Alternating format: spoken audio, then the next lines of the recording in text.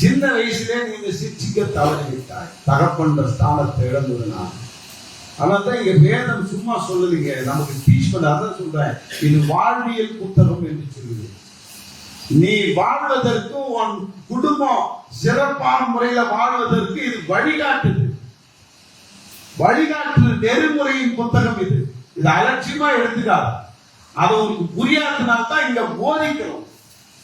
ஞாயிற்றுக்கிழமை உட்கார வச்சு உங்களுக்கு போதிக்கிறது என்னன்னா, இந்த வசனத்தை புரியாம நீங்க வாழ்ந்துட்டு இருக்கிற இந்த வசனத்தை புரிஞ்சுக்கிட்டு வாழுன்னு தான் போதிக்கிறார். இதெல்லாம் எனக்கு தெரியுமா? இதை கொஞ்சம் உத்து பார்த்தேன். உன் பிள்ளைகளை கூட்டி சேர்க்க நான் மனதாக இருந்தேன், உங்களுக்கோ மனதில்லைன்னு இது வரைக்கும் சிந்திச்சிருக்கிறோமா? சொல்லுங்க. ஹலோ, எத்தனை வாட்டி இதை படிச்சுக்கிட்டே இல்லையா?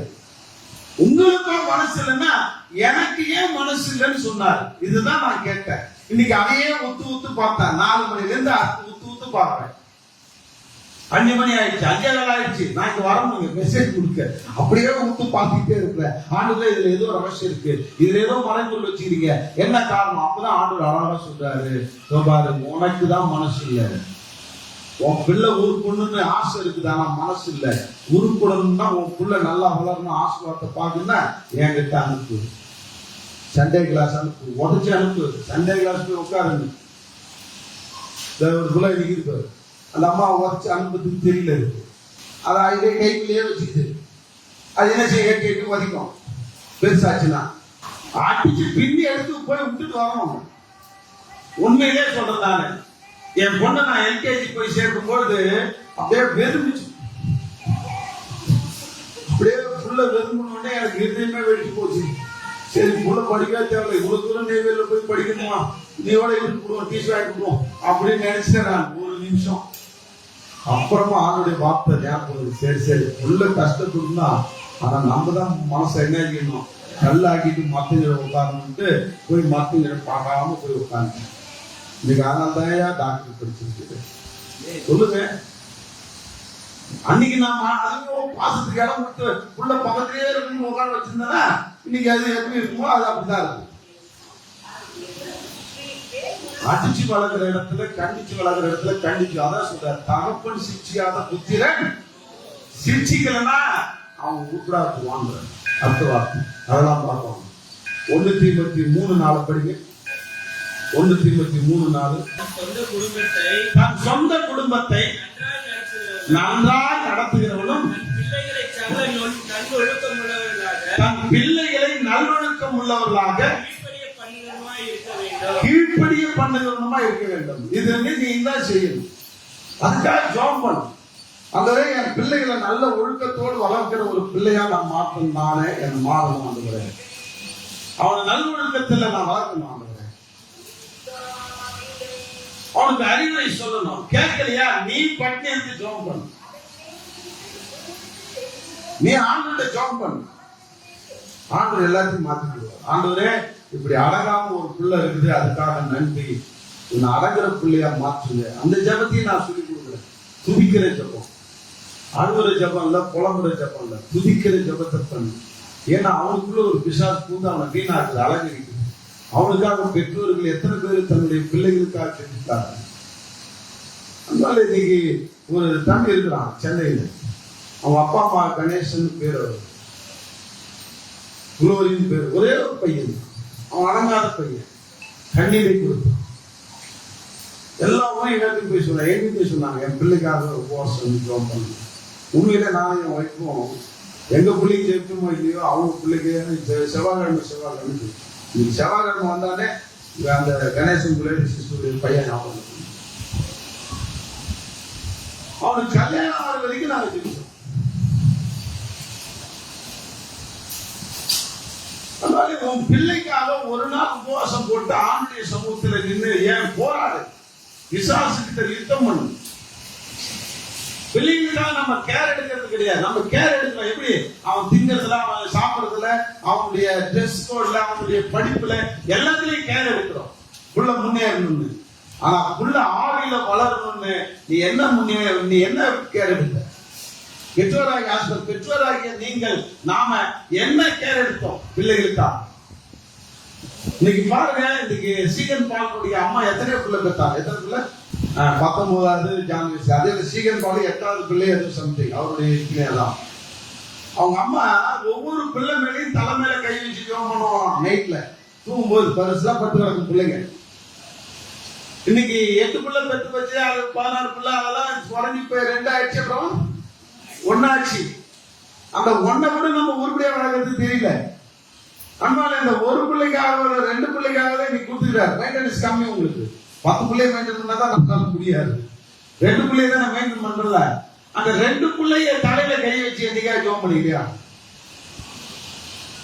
உள்ள தூங்க விட்டு ஒரு 12 மணிக்கோ 1 மணிக்கோ உனக்கு முழிப்பு வருமா வராதா? யூரின் போடுறதுக்கு எழுப்புவேன். பிள்ளைங்க நல்லா தூங்கிட்டு இருக்கும்.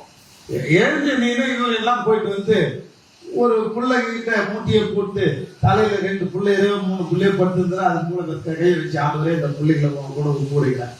இந்த பிள்ளைங்க ஒழுக்கத்துல வளரணும், ஆவில வளரணும், பண்பாட்டில் வளரணும், உண்மைத்தன்மையில வளரணும். பிசாசியம் பிள்ளைங்களை புறக்கூடாது. ஒரு சின்ன ஜெபம் பண்ணிட்டு வந்து போனேன். தூக்கம் கேட்டுருமா? பிள்ளைங்களுக்காக நம்ம அடங்குன்னா அடிக்கிறோம்ல, ஏன் அடிச்சுட்டு போராடிட்டு முட்டி போட்டு நீ போராடு. ஆண்டவர்கிட்ட ஒப்பு கொடுத்து போராடு. பிசாசு போடாது. இதெல்லாம் ப்ரொடெக்ஷன். இதெல்லாம் கத்துக்கணும்.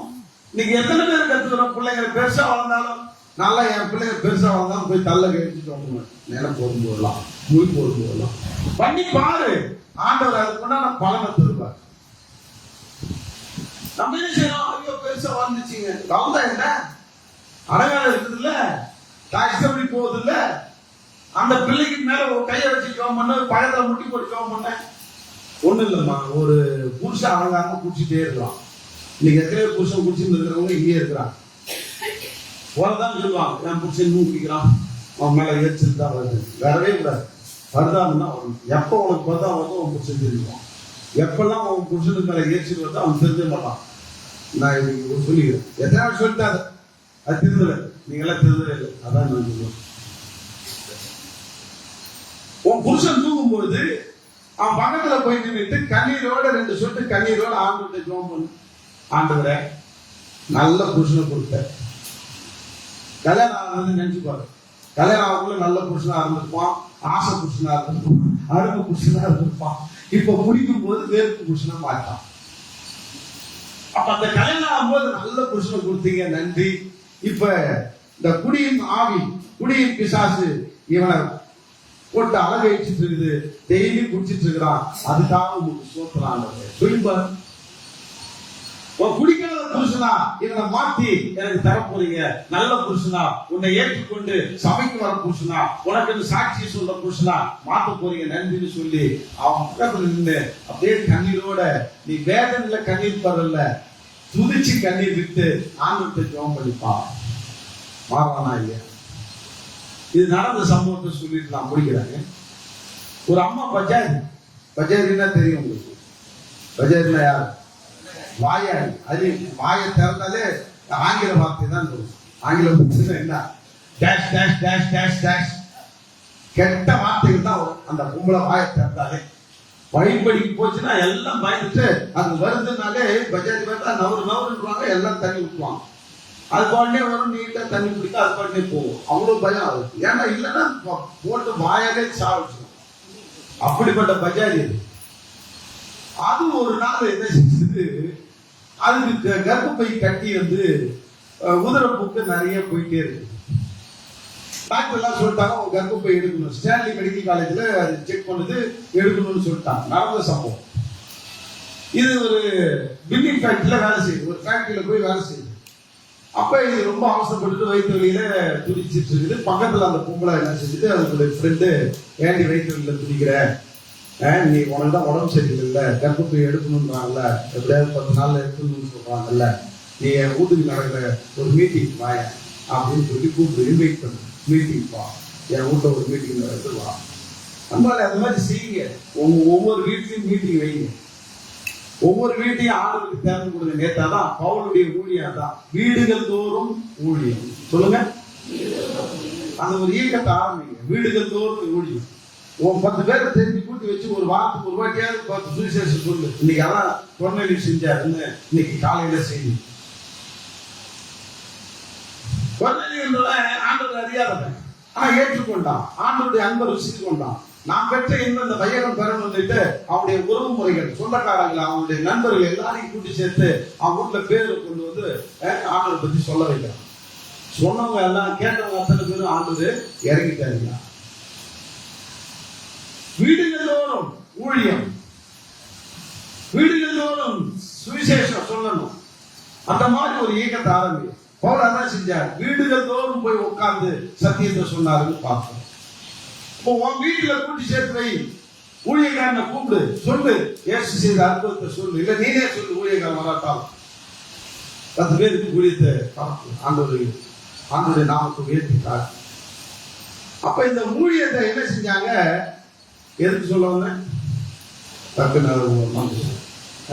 அந்த வீட்டு ஜப குழுக்கு அந்த பொண்ணை கூப்பிட்டு, இன்னொரு பொண்ணு வேலை செய்யற பொண்ணு, இந்த பொண்ணு போய் ஓரமா உட்கார்ந்து அங்க ஒரு ஊழியக்காரு வந்து மெசேஜ் கொடுக்குறாரு. கொடுத்துட்டு ஜபிக்கிற ஒரு நேரத்துல அவரு தீர்க்க தரிசனம் வரம் பெற்றவர்கள் இருக்குது. உடனே அவரு தீர்க்க தரிசனமா சொல்றாரு, இங்க ஒரு அம்மா கர்ப்பப்பையில கட்டியோட வந்திருக்குது, வேதனையோட வந்திருக்குது, கண்ணீரோட வந்திருக்குது. இந்த அம்மா கண்ணீர் இன்னைக்கு ஆண்டவர் துடைக்கிறார், கர்ப்பப்பை இன்னைக்கு போடுறாரு, சுகத்தை கட்டளையிடுறாரு, இயேசுவின் நாமத்தால சுகமாக கட்டளையிடுறாங்க. அதே நேரத்தில் அந்த அம்மாவை ஆண்டவர் போட்டாரு, முடிஞ்சு போச்சு. அந்த உதரவு நின்று போச்சு, அந்த கர்ப்பப்பையில கட்டி அழிஞ்சு போச்சு. மறாத வாரம் போய் டெஸ்ட் பண்ணது, கட்டி இருந்த சிம்டம்ஸ் இல்லை. எப்படியா நடந்தது? இந்த அம்மா இப்ப இயேசு ஏற்றுச்சு. யாரு? அது பேர் என்னன்னு சொன்னேன், பிரஜாதி. பிரஜாதிக்கு இயேசு ஏற்றுக்கொண்டது. ஒழுங்கு ஆலயத்துக்கு போகுது, அங்க சொல்றதுதான் கேட்குது, படிக்க தெரியாது, இருந்தாலும் கேட்டுக்கிட்டு கெட்ட வார்த்தை பேசக்கூடாதா, அன்பா நடக்கணுமா, சரி நடக்கிறேன் தீர்மானம் இருக்குது. ஆண்டு நின்றுச்சு. அது கம்பெனிக்கு போகக்குள்ளார அது டிஃபன் வாங்கிட்டு போய் கம்பெனில சாப்பிடுமா. என்ன செஞ்சது? 2 பார்சல் கட்டுச்சு. ஒரு பார்சல் இருக்கு, ஒரு பார்சல் தானம் பண்ணுது. தர்மம் பண்ணிட்டு ஏசு நல்லவருமா அவர் சாப்பிடணும். ஒரு பொட்டலத்தை தர்மம் பண்ணிச்சு, ஒரு பொட்டலத்தை இது சாப்பிடுச்சு. கொடாடியில போய் நின்றுச்சு. எல்லாம் ஒதுங்கினாங்க. யாரும் ஒதுங்காதீங்க, நீங்க எல்லாம் குடிச்சிட்டு எனக்கு கொடுங்க, கடைசியா நான் குடிச்சுக்கிறேன். கேட்டா நீனா? ஆமா நான் தான். ஏன் நான் புதுசாக எனக்குள்ள இயேசு வந்துட்டாரு, நீங்க எல்லாம் குடிச்சீங்க, உங்களை பேசுறதெல்லாம் மன்னிச்சிருங்க. அப்படியே அப்படியே கேரக்டே மாறிடுச்சுங்க. புருஷனை திட்டி என் காதால கேட்டுருக்கிறேன். நாங்க ஒரு நாள் போயிருந்தோம் அவங்க வீட்டுக்கு ஒரு வேலையா. அப்ப என் காதால கேட்டுருக்கா, என்னப்பா உன் அப்பா நாலு போட்டு விட்டுருவாங்க. அப்படி என்ன பண்ணு என்கிட்ட அதான் நடுக்கிறான். அப்படி அவன் மாமனாரோட அவட நடுக்கிறாரு. இது என் கண்ணால பார்த்தது, என் காதால கேட்கறது. நான் சும்மா தான் சொல்லல. இப்ப என்ன சொல்றது, மாமனார தங்க தாம்பாளத்தை தாங்க அந்த வீட்டுக்கு நான் போயிருக்கேன். அப்ப அந்த வீட்டுல அந்த அல்பாங்கரைக்கு பக்கத்துல முக்கா போட்டு 3 மணிக்கு எழுதிச்சு சோத்திரம் ஆண்டுறேன், என் வீட்டுக்காரருக்கு உடம்பு சரியில்லை ஆண்டுறேன், என் வீட்டுக்காரருக்கு பயிற்சி அர்த்தமா போட்டு ஆண்டுறேன், அவர் குடிக்கிறார் ஆண்டுறேன், நீங்க தான் அவர் குடியிலிருந்து விடுதலை ஆகணும் ஆண்டுறேன். அவருக்கு ஜோமனுதான். குடிகாரனுக்கு 3 மணிக்கு தூக்கம் தெரிஞ்சு பார்க்கலாம், இது நம்ம கொண்டாடி தானே இல்ல வேற வீட்டுல வந்து படுத்துக்கிறோம்னா. அதனால அப்படியே அது வேண்டி என்னாச்சு, அதனால என்ன செஞ்சா எழுந்துச்சு, நானும் சர்ச்சைக்கு வரலையே அப்படின்ட்டான். வந்தான், குடிக்கிறத நிறுத்தினான், அந்த ஆளுக்கு மாட்டான், அந்த ஆளுக்கு பயிற்சி நல்லா போச்சு, அந்த குடும்பமே இன்னைக்கு பரலோகமா மாறி போச்சு.